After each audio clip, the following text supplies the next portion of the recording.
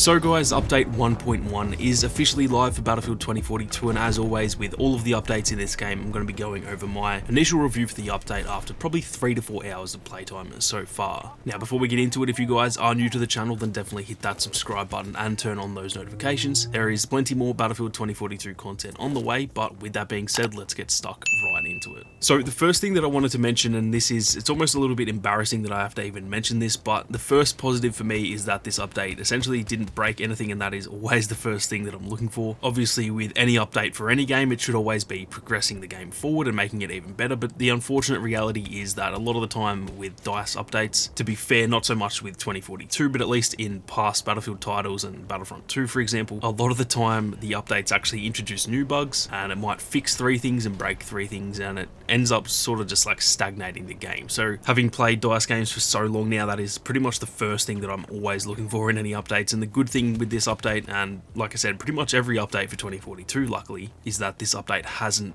broken anything, or at least so far anyway. Obviously with more playtime we might find some new bugs and stuff like that. It's hard to actually say, but after 3 to 4 hours of playtime, it does feel like this hasn't actually broken anything, and that's to me the most important thing. Now as for the actual improvements, the first thing that I wanted to mention was the changes made to the movement and the animations. That was essentially like the flagship element to this update. They have changed the player animations and the movement and stuff like that, and I want to say that the changes to the movement are actually really solid. Now a lot of this stuff is actually pretty easy to miss. It doesn't feel like a drastically different game or anything like that, so a lot of people who maybe haven't read the patch notes for example, they might not even notice these changes, but there have actually been quite a few changes made to the movement in terms of just like traversal and, you know, climbing over things, being able to finally move when you're prone and ADS, stuff like that. Nothing absolutely drastic. It's not like running around feels completely different or anything like that, but it is essentially just adding a little bit more polish to the movement and I guess the overall gameplay. So those animation changes are definitely really solid in my opinion. Like I said, they're not something that's going to make the game feel completely different or all that much improved or anything like that, but they do all add to the polish, which is very important. So that's definitely one positive from the update.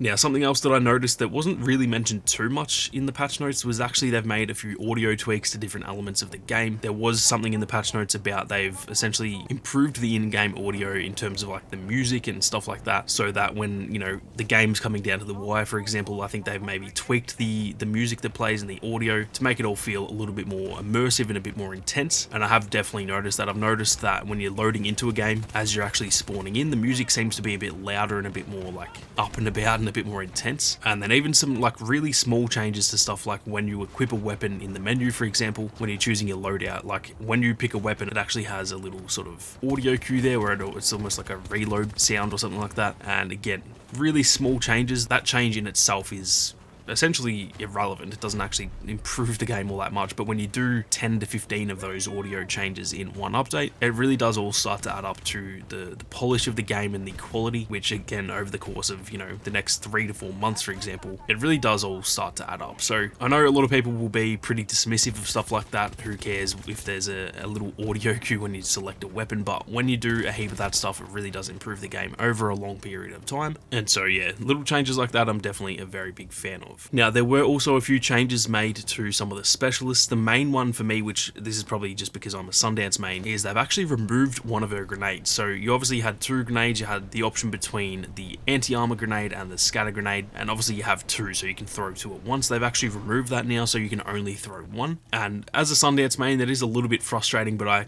essentially completely agree with it. It's one of those things where I don't really like the change, but I do agree with it because especially on exposure, if you're carrying around C5, you've got a regular grenade and then you've got 2 grenades as well in terms of Sundance's grenades. That is a lot of explosive power, and it is probably a little bit overpowered in those close quarters areas. So that's one thing that I noticed, and that was actually not even in the patch notes. That was a ghost nerf. Now luckily it hasn't really made Sundance worse or anything like that. It's just like slightly less powerful of an ability than it was before. But like I said, as much as I kind of wish he still had 2, it does make sense, and I do definitely agree with it. Now another nerf that happened was again a very slight nerf, but this was to Boris's turret. They've actually actually changed the angle at which it can shoot down. So I think in the past, like if you put it on a cliff, for example, and there was someone at the bottom of that cliff, even if that was an angle that the turret shouldn't have been able to shoot at, it was essentially just shooting vertically and had a really, really crazy angle on it. They've now actually changed it so that it's more like realistic, so it has to be able to actually look down that much to be able to shoot in that direction. And so hopefully that means that, especially on a map like Exposure, for example, if someone has put a turret up the top of the cliff face there, it shouldn't be able to shoot anyone who's like down in the lower section of the map, for example. So that's a solid change. They haven't really changed anything in terms of just like being on the same level as the turret. They haven't nerfed it in terms of damage or anything like that, but this should at least mean that, yeah, we're hopefully not going to get shot from the most obscure angles that just do not make any sense whatsoever. Now, some more really big changes, and these for me as an infantry player are definitely very solid. I'm not too sure the vehicle community will be very happy about this, but in my opinion, they can have a big cry about that, because they've had probably like 8 months of the vehicles being completely overpowered in this game, and it is finally feeling like there's a bit more balance. There have been a lot of nerfs to the vehicles in the game. Nothing overly drastic, it's not like they've nerfed them into the ground, but they've all just kind of had a little bit of a tweak. The Condor and the Super Hind, they've had some pretty big tweaks though, mostly just to the rate of fire and the damage output. The MAV has had a few changes as well, and both of the tanks, the T28 and the M1A5, they've essentially reduced their blast radius as well. And then even the Nightbird, so the little bird as it's usually called, the rate of fire has actually been changed on that as well. So a lot of really solid vehicle nerfs there, in my opinion. I know, like I said, the vehicle players may not agree with that, and they may be a little bit frustrated, but as an infantry player in this game, vehicles can absolutely run rampant, and it does get very frustrating, because you are, a lot of the time, if you're not, you know, using the right specialist or the right loadout, you are essentially just useless against those vehicles, and they can just absolutely demolish you. So it's not that I want vehicles to be completely useless, but I do think they need to strike a bit of a better balance, and I think this is definitely the way to do it. But of course, over the next month or so, we'll have to wait and see whether the vehicles are maybe now underpowered or if they're in a good spot. So it's hard to tell immediately, but at least on paper, these changes are definitely very good in my opinion. Now, the last thing to mention is they've also made some weapon changes. Nothing drastic again, they're all just kind of like small balances, but they have made some tweaks to the Marksman Rifles in the game, so they've actually made them a little bit more damaging at range. Technically, all of the Marksman Rifles have had a bit of a buff there, but they haven't had any buff up close, so they're all about the same as they were from like close to mid-range, but just at range they're a little bit more powerful, which is probably fair enough really, because I don't actually really see Marksman Rifles being used all that often. I guess the BSVM, because that's new obviously, but you don't really see the DM7 or the SVK all that often, to be honest, and they are like a pretty fun weapon to use. They're almost that middle ground between like a sniper and an assault rifle, so it's going to be interesting to see whether they now become overpowered, because some of these changes are actually, you know, on the larger side. They look like they're fairly big tweaks. I haven't really used the other ones, but I have used the BSVM, and it felt pretty solid. It didn't feel drastically better than the rest of them, but it did feel pretty solid. And mostly what they've done is increase the velocity, so it's not like they've got a massive buff or anything like that, but they're essentially just going to be a bit more accurate at range, simply because you don't have to lead your shots as much. And they've actually also increased the headshot multiplier. So for example, most weapons in the game, like the assault rifles, they have a 2x multiplier to the head, so whatever it deals to the body, if you land a headshot, it just deals exactly double the amount of damage. But with these changes now, the BSVM and the DM7, they went from 1.9x multiplier to a 2.2x multiplier. So technically those two weapons now deal actually more than double the damage when you land a headshot. And then the SVK was 1.5 and that is now 1.6, so pretty small change there. And the VCAR, that was 1.8x multiplier and that is now a 2x multiplier. So like I said, not massive changes to the DMRs in the game. They're not going to be overpowered hopefully, but they're just going to be a bit more accurate in terms of the velocity. They'll just require less lead time when you are aiming at your target, and then they also, if you land a headshot, they should technically deal a little bit more damage. Outside of that though, there were just some smaller changes as well to stuff like the AK-24 and the AC-42. Nothing drastic there. It's mostly just like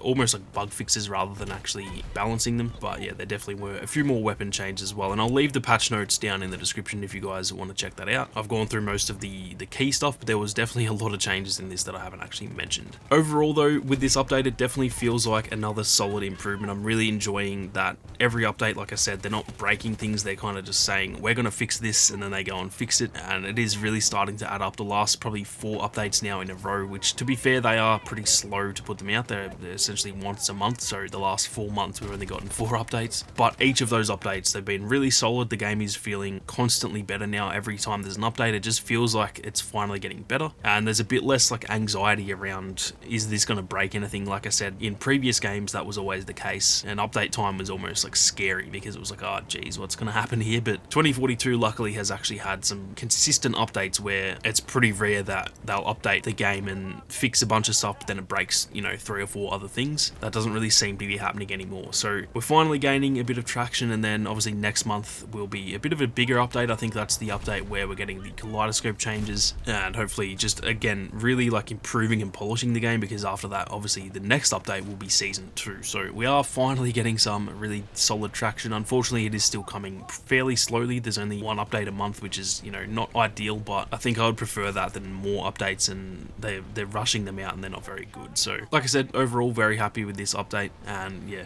very keen to get into the next 2 updates because I think they will be really important for the game as well. That is going to do it from me though, guys. I'm keen to hear your thoughts on the update and whether I've missed anything, whether there's any stuff that's broken or anything like that. So let me know your thoughts on the update down below. If you enjoyed the video, be sure to leave a like down below. If you're new to the channel, then definitely hit that subscribe button, and if you guys want to support the content that I make here on YouTube, then consider becoming a channel member. But with that being said, thank you all very much for watching. You guys have a great day, and I'll see you all out there on the battlefield.